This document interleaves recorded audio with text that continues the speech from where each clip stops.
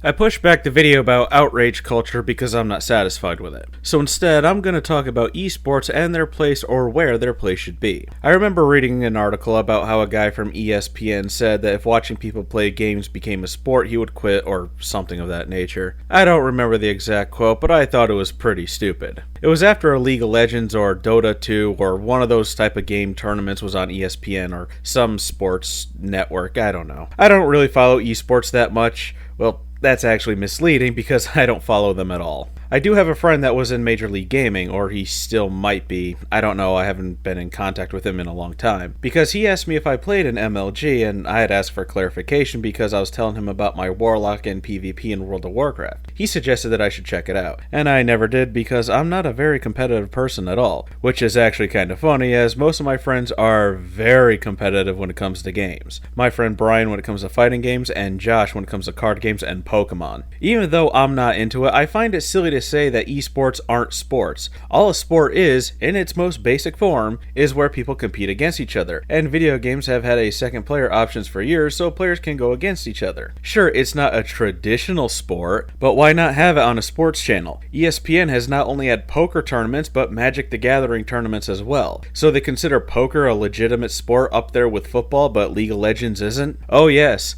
watching people play poker is such an exhilarating thing. Watching them hold cards, trade in cards for other cards, raise bets, and throw chips in the center of a table only to reveal the cards to see who has the better hand. Oh, I'm having the time of my life watching this. I would much rather watch a Magic the Gathering or Yu-Gi-Oh tournament instead of watching poker. If poker can be considered a sport, then so can video games. It's as simple as that. And video games, to play competitively, requires more skill than poker. So what if someone is sitting at a mouse and keyboard or is holding a controller? That's not the action you watch. That's kind of boring. That's why you look up at the screen to see the epic battle that's going on. To say that playing video games isn't a sport is silly, especially in this day and age with the internet, where people will share videos they took from tournaments and seeing how popular it is to watch people play games, and with YouTube and Twitch being such huge revenue-raking platforms, of course cable channels are going to want to gobble up what they can to stay relevant in the days of dying old media, especially with games as popular as League of Legends. People love watching matches on YouTube. People love watching skilled players go through a game. There are people out there making a living off of making Minecraft videos, or making video game reviews, or people like PewDiePie, the most popular YouTuber who has made $7 million last year. Oh yeah, he totally doesn't have a real job.